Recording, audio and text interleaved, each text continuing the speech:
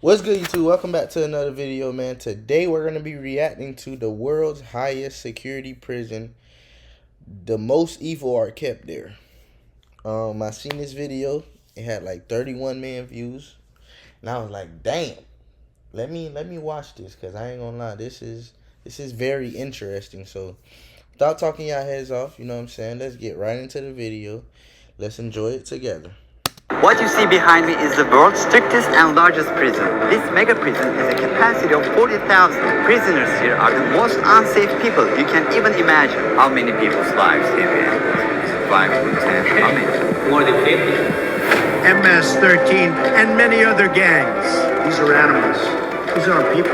They're psychopaths, sociopaths, the kind of people we have here. We are about to see the worst of the worst. Welcome to CCOT, the world's largest prison by capacity in El Salvador, which was constructed to imprison the highest profile criminals. Those who enter this prison are destined never to leave alive. There's no way out. How are you gonna come out of this? The reason why this small country of 6 million needs the largest prison is the gangs. Once dominating the country, these gangs faced a dramatic crackdown starting in March 2022. Under President Nayib Bukele's administration, over 70,000 individuals, about 2% of the country's adult population, were arrested within just 16 months. Buses transported thousands of chained gang members to CCOT in a tightly coordinated nighttime operation. Sitting one behind the other, heads lowered, they looked like a single mass. Surrounded by armed guards, none of them dared to resist commands.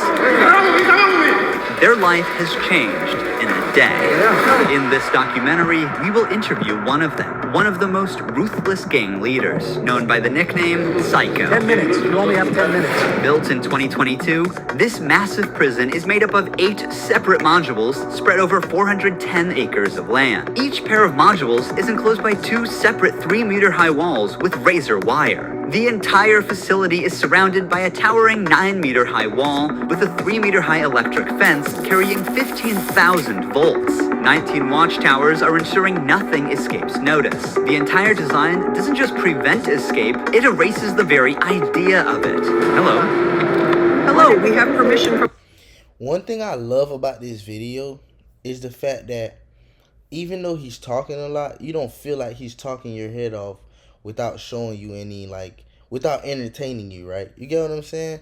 Like, he's just talking and then he's showing you certain shit to the point where you're so entertained, you're not like, damn, bro, this nigga is taking too long to get to the point.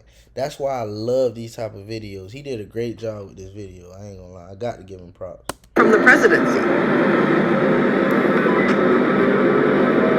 The soldiers stopped us. We're hoping this will be the last checkpoint. The jammers blocked all signals within a 2-kilometer radius of CCOT, completely cutting off all communication. Over 600 soldiers work only to secure the perimeter. We are going to leave all of our belongings here before entering the prison. We will only carry our cameras and microphones, that's it. Pass slowly. Look at the camera. The body scan. I forgot my wedding ring on. Well, that needs to be put away over there. This high-capacity X-ray scanner even shows bones and internal organs. It's mainly used to scan newcomers, ensuring no one tries to sneak in anything forbidden on their body before entering. The inmates used to swallow some objects, or they would try to bring them vaginally or anally. Micro SD memory cards, microchips, and not only that, even phone chargers. Another thorough body search has been conducted. Take off your shoes. They even inspected inside our socks. It took us around 1 hour just to pass through security, even though we were invited as media after months of applying. Guards are wearing masks because they're doing a risky job here, so if they get identified, it might be riskier for them to go to town centers because these gangs have a lot of connections, so they have to keep their identity secret. Why don't you wear a mask?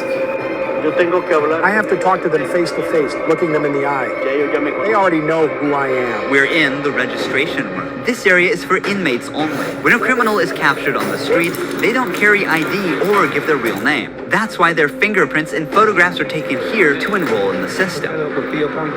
Once they become a permanent part of CCOT, the inmates lose all contact with loved ones for the rest of their lives, as family visits are strictly forbidden. It's also important to note that a small number of innocent people were mistakenly imprisoned during the big crackdown. Because of the no-contact policy, their families have no idea where they are or if they are still alive.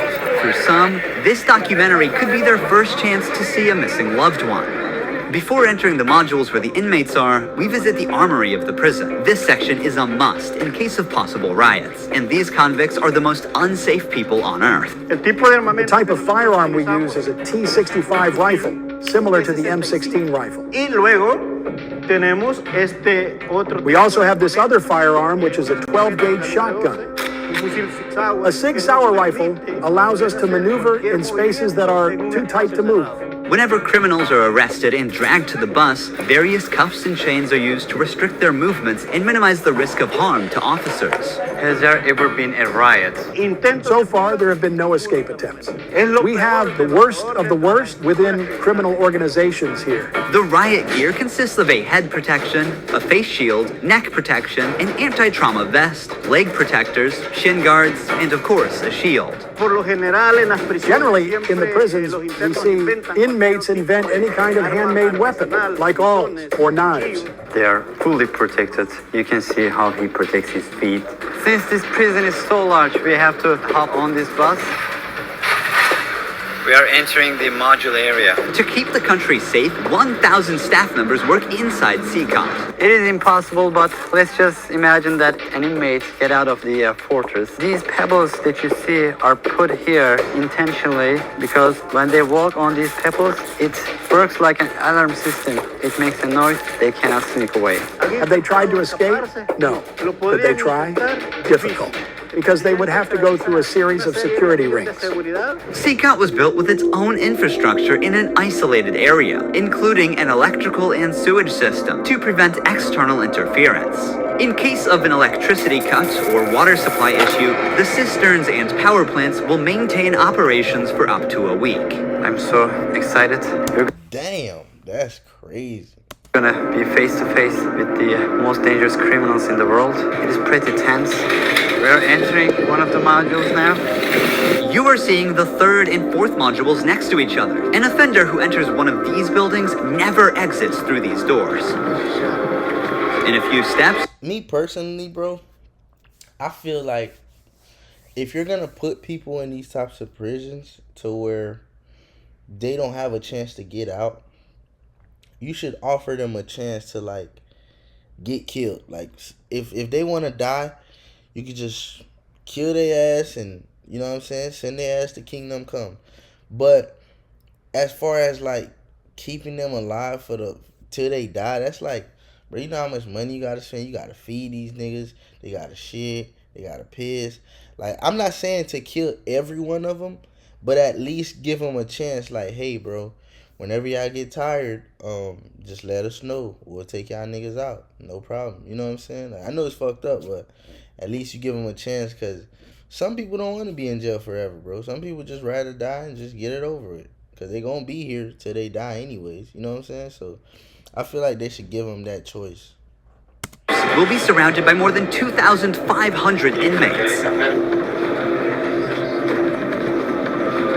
It's like stepping in the middle of controlled chaos.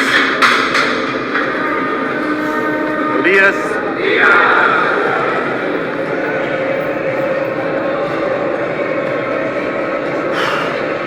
is so intense. Their eyes are all on me, following my every step. Getting an eye contact with them. There are so many of them. I'm speechless. I can't help but feel unease. All of them wear white shirts, shorts, and slippers. They don't have any other belongings. Most are barely out of their early 20s and convicted of serious offenses. Even the most infamous criminals in history have an average of 20 to 30 proven victims. But here, some of the inmates are responsible for hundreds of innocent people's lives. Can I ask the inmates something? No. If you have any questions, I can answer them for you.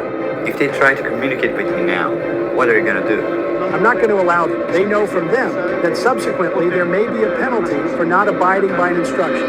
I'm curious to know which of these group leaders I'll be interviewing. It is forbidden for us to pass this yellow line because these are one of the most dangerous human beings on earth. Without the bars between us, everyone knows exactly what could happen. There are 32 cells in every one of the 8 modules making up the mega prison. Each cell holds around 80 inmates, but the number can go as high as 150. Despite not being at full capacity, the inmates only have 0.5 square meters of personal space each. Prisoners do not have any ventilation rights or courtyards to walk outside their cell. Each inmate here have been given one of the longest sentences you can even imagine in your life. The only thing that doesn't change that all these inmates will never get outside. They will never see sunlight. The only people are authorized to get inside and outside are the personnel and sometimes media like us. They will never ever leave this building. If you see their look, you can see the emptiness in their soul. They don't have any hope towards future. They look very robotic. Their life is so monotone. This open corner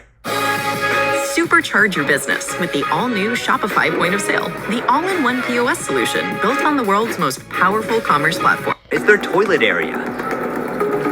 They have like 2 toilets for 80 inmates. It's literally humiliating that these inmates, like their whole confidence is disciplined here. The same place where they use the toilet is also where they take showers. To clean themselves, they use plastic dippers in a single shared basin.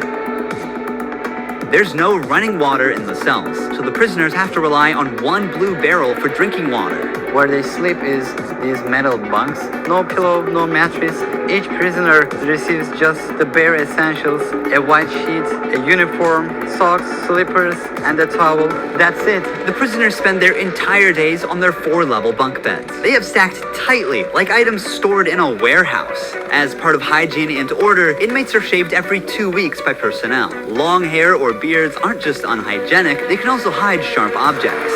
Let's take a look. Take off your shirt and line up here. Now they are taking their shirts off. These inmates were once part of the MS-13 and Barrio 18 gangs, which controlled the neighborhoods of El Salvador. These 2 rival gangs spent years extorting money from locals and causing great suffering to Salvadorans. There is Barrio 18, MS-13 gangs all together in one cell. That's right, just like that. The entire module is the same. They all live like this. Outside, entering each other's neighborhood could mean being torn apart. Yet here, they are side by side until their last breath. How do they live without attacking one another? They have to learn how to live together. Here, they are in a prison. They are not on the street. Most of the inmates have tattoos covering their entire bodies, even including their faces, showing their loyalty structure. For MS-13, tattoos often include initial letters or the number 13. Members of the other gang use symbols like 18 or 666, which add up to 18 and symbolize the devil, or they use Roman numerals. Having gang tattoos on one's face is a clear sign that they are one of the most ruthless and high-ranking members of the organization. Crossing paths with such a person on the street is the same as staring death in the face. A spiderweb tattoo represents being caught in the web of justice and serving a long prison sentence. The devil horns tattoo is a dark symbol that represents these individuals' worship of the devil. Some even claim that they carried out their actions under the devil's command. A teardrop tattoo signifies that the person has ended someone's life. The number of teardrops indicates how many lives they've taken. If there are 3 teardrops, it suggests that the tattoo's owner has taken so many lives that they've lost count. With the phrase "laugh now, cry later," these masks or clown tattoos send a clear message. Stay strong in the face of hardship now and deal with the consequences later. Are all these people truly bad? They're on another level. High-profile criminals who will never change their mentality.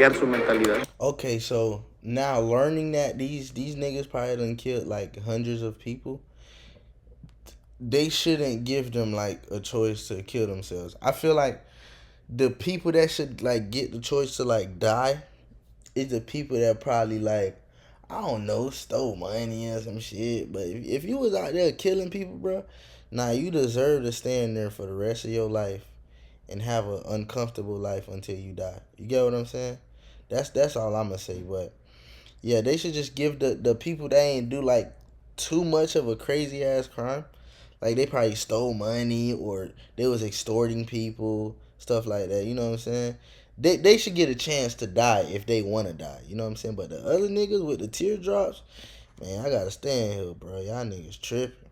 If you look at the upside, there's a catwalk area. Guards consistently watch over the inmates from this elevated spot above the cells. If anything suspicious occurs, they will intervene while an extensive network of cameras observes every corner 24/7, ensuring nothing goes unnoticed. The modules are kept lit all day and night for monitoring. When the sun goes down, the lights stay on all the time. They are constantly being observed. I think this is one of the hardest things. When they try to sleep, they use their towels and cover their eyes to block the light.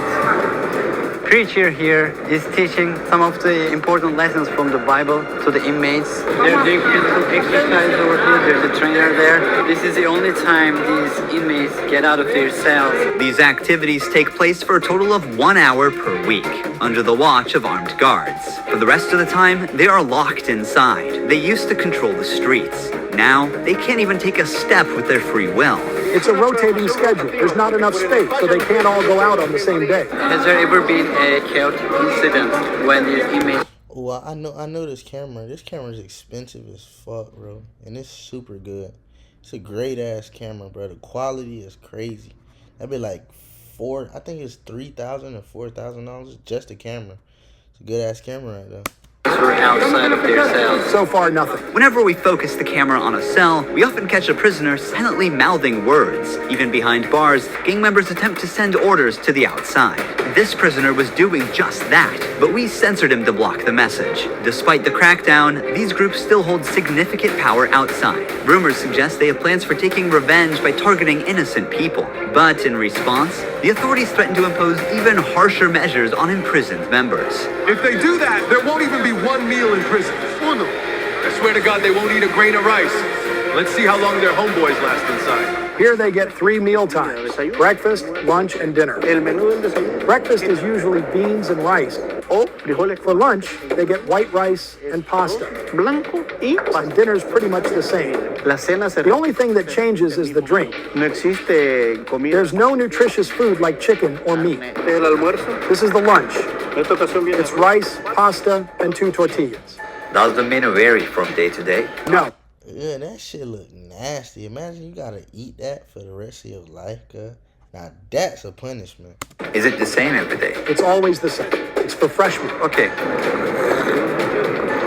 It's a sugary drink. I'm going to taste it for myself. Inmates must eat with their hands and clean their plates before returning them. With a diet lacking in protein, many likely suffer from nutritional deficiencies. Before starting our interview with an inmate, I want to show you one more place that is even more extreme than what you've seen so far. Here we are in the isolation cell area. If inmates break a rule, they can be sent to these isolation cells according to the legislation. The law gives me the right to keep the prisoners in isolation for up to 15 days. These cells have sealed doors.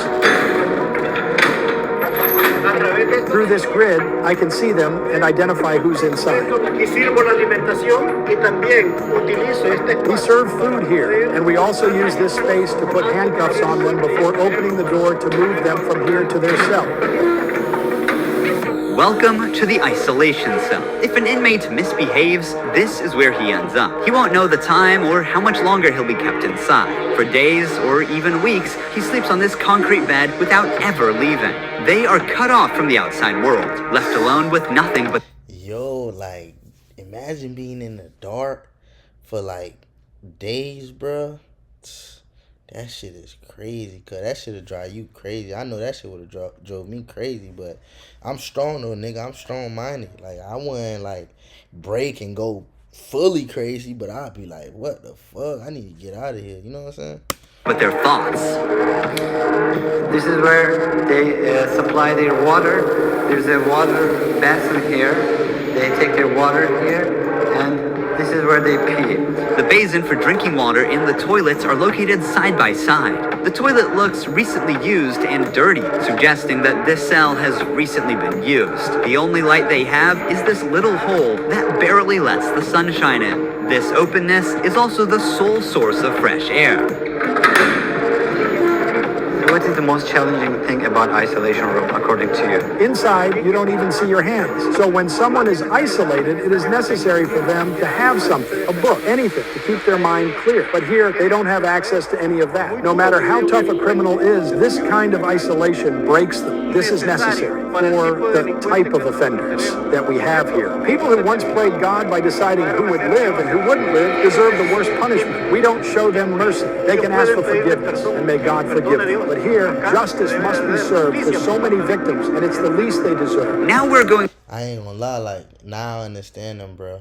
I understand them, bro, because, like, these people probably done killed so much people, bro, so much kids, homie. Like, god damn, like, that shit is fucked up. These niggas ain't selling drugs. They just smacking shit, bro. You know what I'm saying? So, I get it, bro. I get it, bro. Going to interview the inmate known as Psycho. He has a 34-year criminal history and has spent the last 25 years as a high-ranking member of an organization.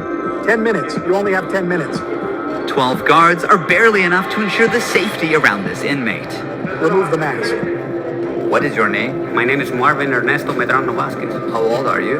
I'm 41 years old. You don't look 41. You look younger, like 35. That's a good thing that you told me, because I feel old. Can I see your tattoos?